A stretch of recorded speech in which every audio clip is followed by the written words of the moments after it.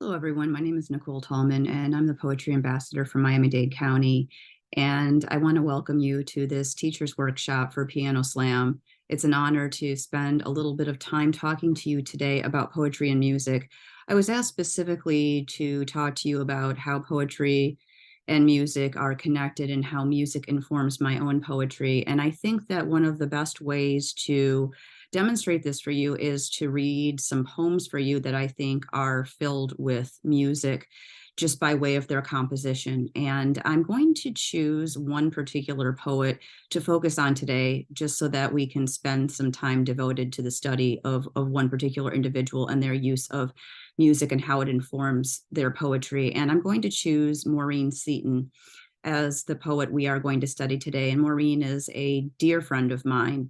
Was a dear friend of mine. She unfortunately passed away on August the 26th of this year at 75 years old. And she was a Miami institution. She taught at the University of Miami for many, many years. She wrote more than 24 books, both collaborative and solo. And she is just an absolute treasure, voted Miami's best poet. So she had a very, very expansive body of work. And in an interview that she gave to the Massachusetts Review, she was asked the question, if she weren't a poet, what else would she be? And she said she would want to be a composer, a music composer, which I thought was a lovely thing to say. And I would almost argue that she was a music composer in a way. And you'll see what I mean in a little bit when I read you some of her work. She not only talks about music as a topic or a subject, and it appears in her poems, but she also composes her poetry in a way that is reflective of music.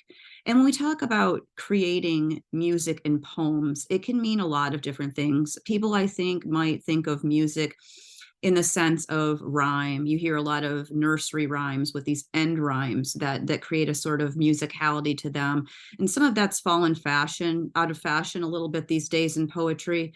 But I think that one way that we can really create music within poetry is through repetition. And rhyme really is, in a way, repetition of certain sounds, right? So I don't want to get too much into poetic terminology, because I know that we have people with different levels of experience in poetry listening to this workshop. So I'm going to try to, rather than bogging you down with vocabulary, I'm trying to keep things kind of simple and just talk about ways that you can create music and poetry through things like repetition.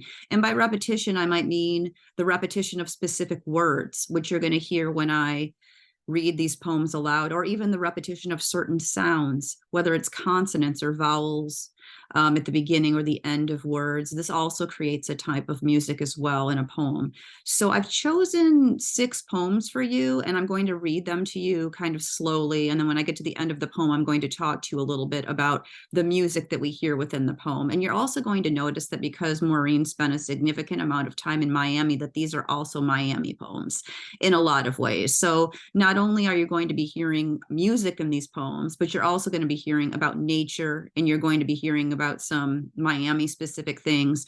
And at the end of this exercise, or this, I guess I should say this presentation that I'm giving to you, I'm going to give you a short writing exercise, and I don't want you to panic. I've tried to keep it kind of simple, and I will prepare you for it as we go along. So one more time, just to give you a quick run of show, I'm going to talk and read poems for probably about 15 minutes, maybe 20. We'll see how it goes. And then I'm going to leave some time at the end, 20, 25 minutes, for you to work together collaboratively on a writing exercise that I'm going to ask you to send to me, because I'm really looking forward to the poems that might come out of this. So rather than staring at my face this whole time, I'm going to share my screen so that while I'm reading these poems, you can follow along. Let's see here.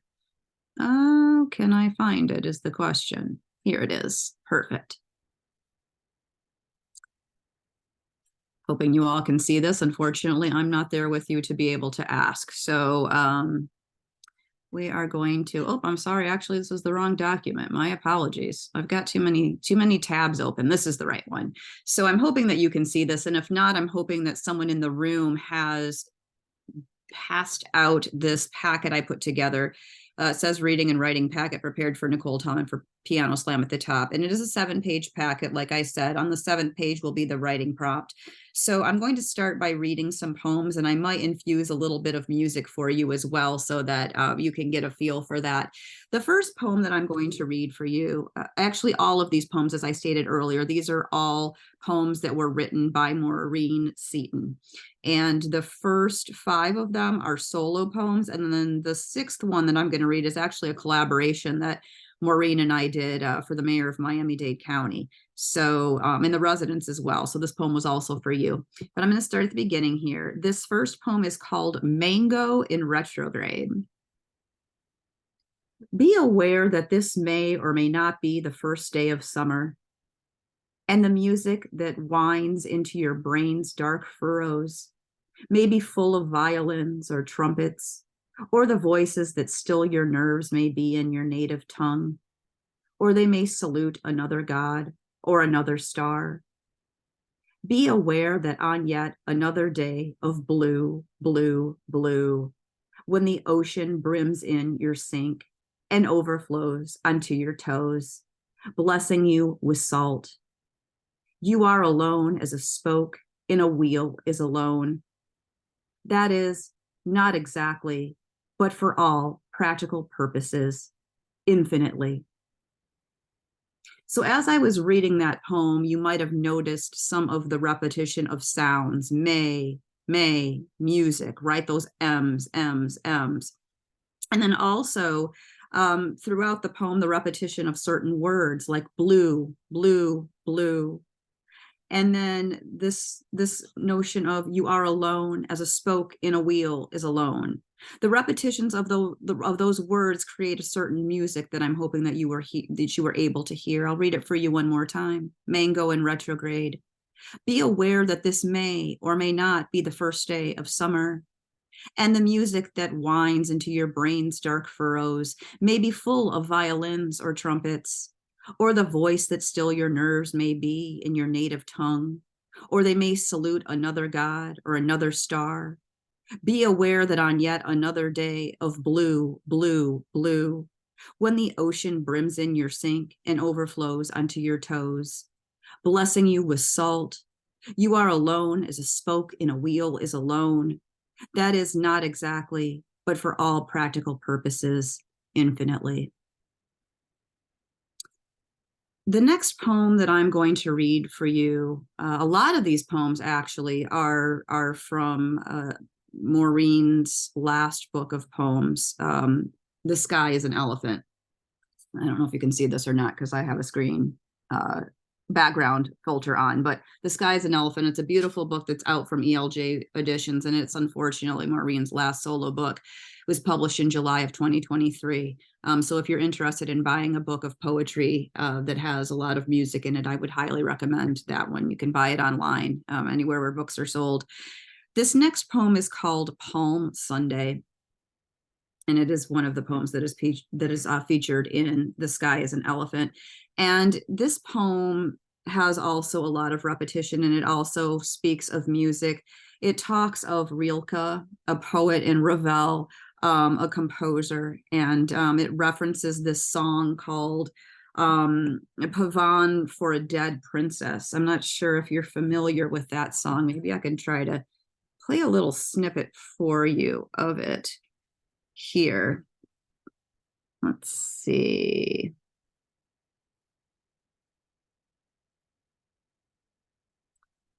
Pull it up here.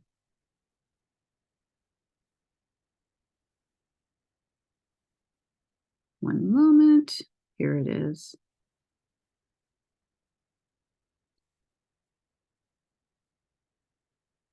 Let's see.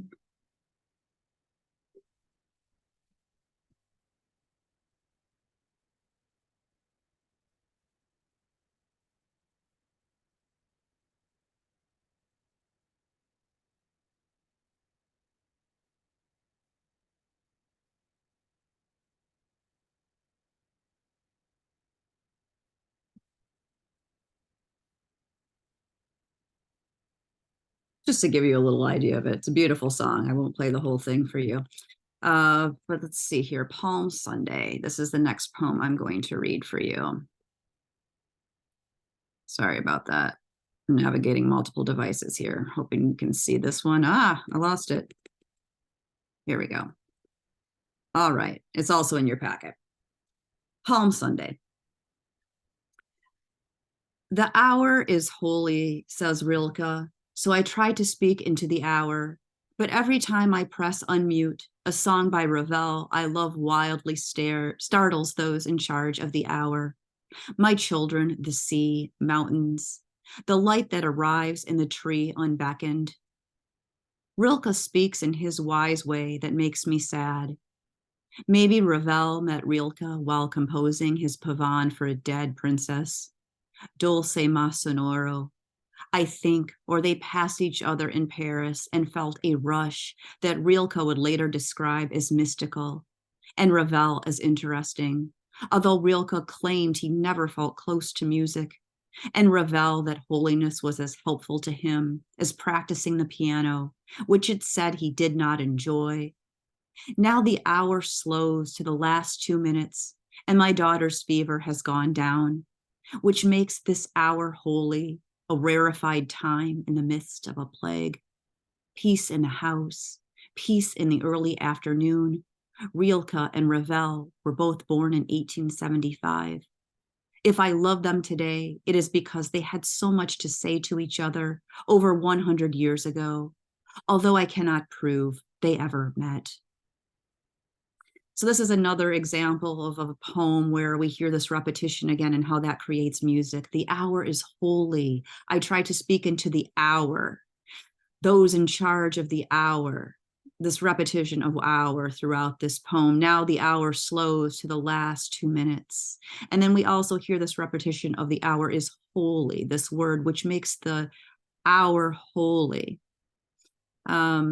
So these H repetition sounds, and then we also have a lot of R repetition, right? Rilke, Ravel, and they meet each other in this line close to the end, Rilke and Ravel. And the peace, the word peace, peace in the house, peace in the early afternoon. These repetition of sounds are all creating a certain rhythm for us, which I'm hoping that you're able to hear. This is such a lovely poem. I'm going to continue on to the next one. This third poem is called Edda's Elegy. And for those of you who aren't familiar with an elegy is a poem that's written for a person who has passed away. They're often read at funerals. And Maureen wrote this poem for Edda Silver, who was born in 1913 and passed away in 2013. And this poem is just not as heavy on music, but to me, the sound of it, when you read it aloud, there's just something so stunning about the way that it sounds, that this is one of the examples where I think Maureen in particular is a composer in her finest form. Edda's Elegy. Follow along with me. This is where the poem holds its breath, where the usable truth sways, sorrowing, and the people sway with the truth of it. And this is where the poem enters the dark. This is where the book closes and the clock opens, and the clock closes and the book opens to song. So the snow geese murmur and the coyote staggers along the aspens. This is where the geese fly unabashedly out, and the sky turns white and wild with sound. This is where tumult. This is where prophecy. This is where the poem repents of language. This is where the poem enters silence, where the child holds the poem in her lap, whose pages are aflame with life, whose song sways with a usable truth sorrowing. And this is where the poem holds its breath, and this is where the poem enters the dark. This is where it leaps wild about the child, where the snow geese sees the seamless sky, and the universe splits open for one poem. The way a life lived calls on us to praise it. So you can hear the repetition again, especially with this phrase, this is where the poem. This is where the poem holds its breath. This is where the poem enters the dark. This is where the book closes and the clock opens. This is where the geese fly and the sky turns white. This is where tumult. This is where the poem repents of language. This is where the poem enters silence, where the child holds the book. And this is where the poem holds its breath. We heard that at the beginning. And this is where the poem enters the dark. Such a beautiful, beautiful repetition of this particular phrase to create music throughout this poem, and the imagery too. You have coyotes and snow geese, these mountains. I know this isn't Miami scenery so much, but a flame with life. There's so much nature and beauty in this particular poem. I just adore it. The next poem I'm going to read for you is another one that appears in Maureen's book, The Sky is an Elephant. And this is self-portrait, beginning with Jagajevsky and ending with the Beach Boys. And Jagajevsky was a Polish poet. One, I believe, Maureen took quite a liking to and was influenced by. And what's really cool about this poem actually is when you get to the end of it here, you'll notice it says God Only Knows, which is actually a Beach Boys song if you're not familiar with it. And when you click on that link, it actually opens up to the Beach Boys song on YouTube so that you can hear the song. So Maureen was always putting little pieces of music into her poetry, both figuratively and literally, as she inserted that song into this particular poem. So I'll read this poem for you, self-portrait, beginning with Jagajevsky, ending with the Beach Boys. And it has this quote here: "Those who love music for itself are few and far between," from Jagajevsky's Three Angels. "Although I'm intrigued by those who love music for itself are few and far between, I have absolutely no idea what Zagajevsky meant when he wrote that line. Not really, not enough to make the same pronouncement myself on a Tuesday afternoon in the lackadaisical beginning of September, when the music has seemed to halt for a time, except for the pop of crab apples on the roof and the occasional woodpecker laughing itself silly from one dead tree to another. But I believe I'm often spied upon by angels, although I mostly ignore them, which I've been told is not the best course of action. Still, they just show up when they feel like it. How they make extemporaneous speeches, much like the three angels in man, I struggle with this name sometimes, Zagajevsky's poem, Three Angels. And since I'm not Zagajevsky, more a wilting sunflower, you know how their heads droop in September, who's completely self-absorbed and often detached from the mutilated world, which is why, after all, why angels show up in the first place, though not the only reason. Birth announcements, tidings, sex. I must admit that when I realized, as a result of Zagajevsky's discerning words regarding music, and those few who love it for itself, that I can't absolutely swear that I care about music that way, without strings, pun intended, or for that matter, without the horn player who dropped by when the band needed someone to announce its new song. French horn or angel, only God knows. So this this poem has the repetition of the poet's name throughout and the angels throughout, especially. I think that we notice also repetition of things like sunflowers. This is really a nature poem in its way. The pop of crab apples, the occasional woodpecker, one dead tree to another.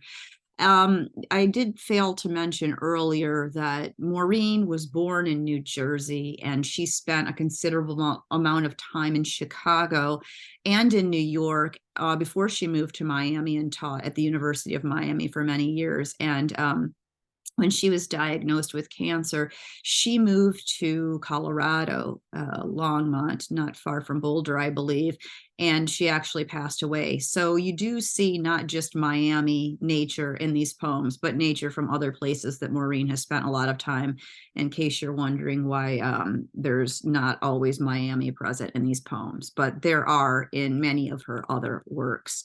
So I've chosen two more poems just to give you a time check. We're going to go to page 5 now. And this is another poem that is part of Maureen's book, The Sky is an Elephant. And in case you're wondering, I put links here at the bottom of some of these poems, like I did in the past one, to show you where they were first published online. This one in particular, I don't believe was published in a journal. It was featured in Maureen's book, The Sky is an Elephant. And this one is a very musical poem, both in sound, but also in its reference to various musical instruments and terminology. And this is called Where I Once Spoke Flute, I Now Speak. Where I once spoke flute, I now speak stone. Where I once spoke cello, I now speak salt. Where I once spoke oboe, I now speak scalpel. Where I once spoke flute, I now speak arpeggio, now fugue, now biopsy. Where I once spoke waltz, I now speak coda. Where I once spoke time, I now speak cease, now sightless.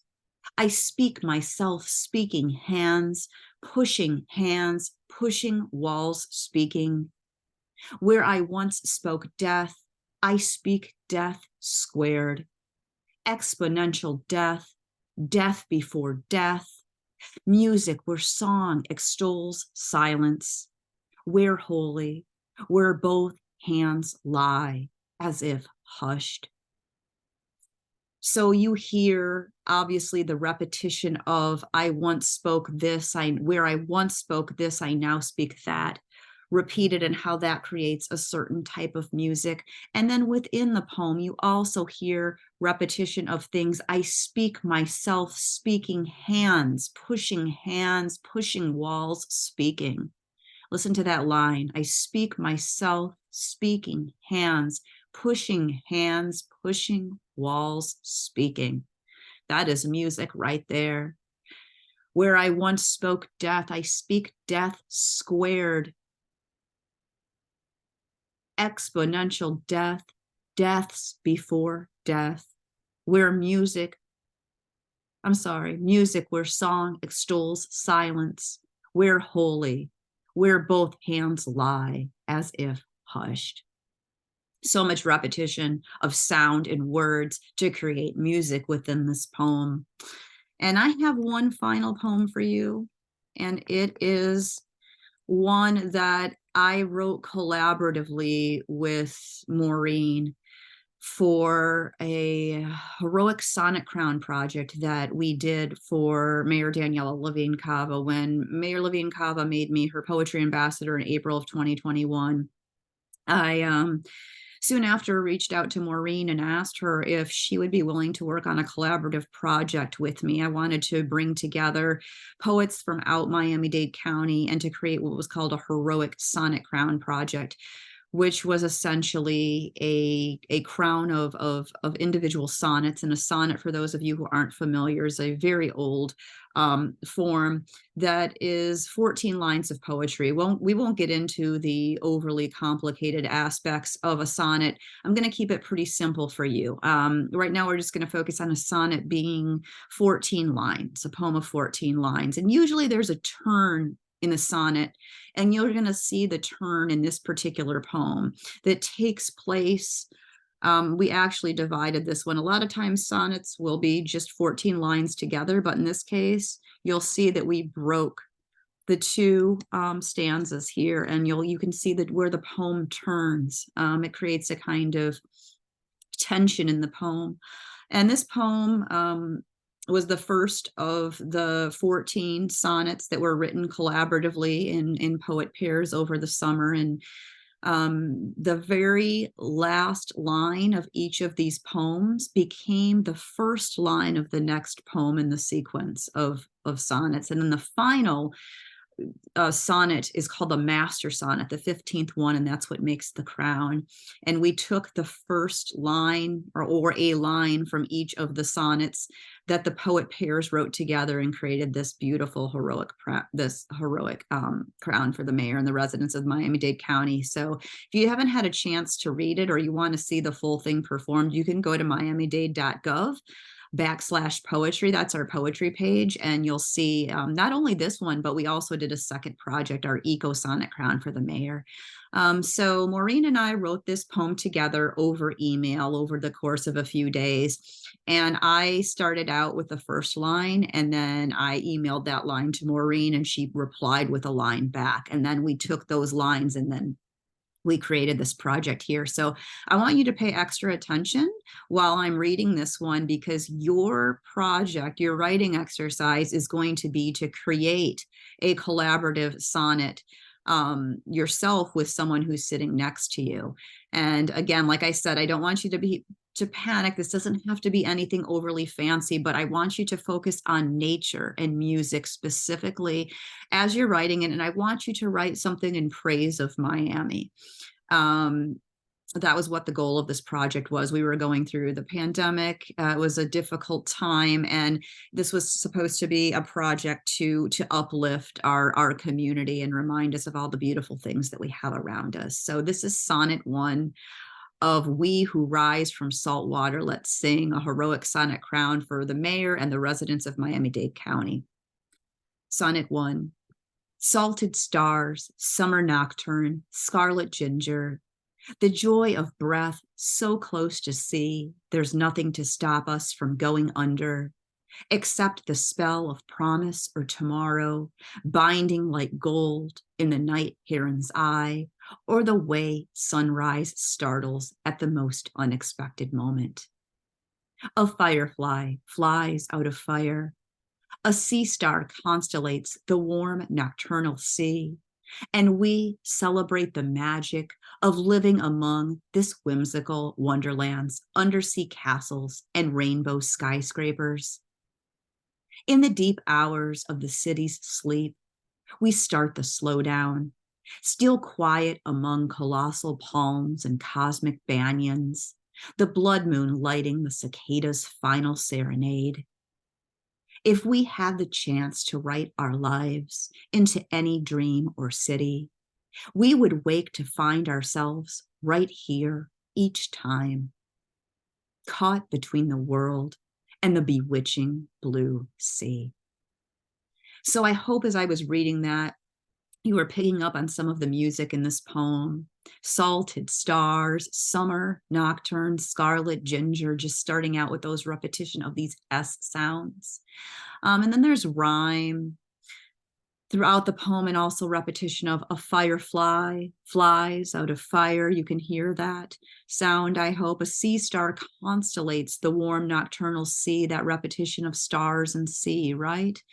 I really enjoyed writing this poem with Maureen, and I'm hoping that when you're writing your poem with your poet partner, that you take the same kind of joy. And like I said, don't worry about it being anything fancy. Just, I want you to take the next 15, 20 minutes or so, however much time you have left in this workshop, and write a poem with a partner. And if for some reason you don't end up having neatly pairs in your classroom, I'm not sure how many people there are total, go ahead and write in a trio. I don't want anyone to be left out. So let's make sure that everyone has a partner, and let's be kind and be sure everyone is covered.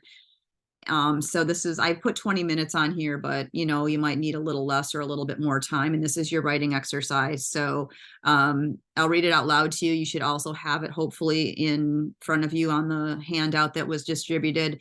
So you can use the front and the back of this maybe to do a first draft on the front, and then maybe on the back you can do a final if you want to clean it up a little bit. So for 20 minutes around, roughish, we'll say, partner up with a person sitting next to you and use this piece of paper front and back if needed to write a non-traditional collaborative sonnet, 14 lines total, 7 lines per person, written 1 line at a time, back and forth to each other. So I actually imagine you taking the paper, you have to choose a person to start. That person writes a line, and then you hand the paper to the next person. They write a line and they hand it back. And you're going to do this back and forth until you reach 14 lines. You're each going to only have to write 7 lines. Okay. And remember, it needs to be in praise of Miami. So think of something positive about Miami.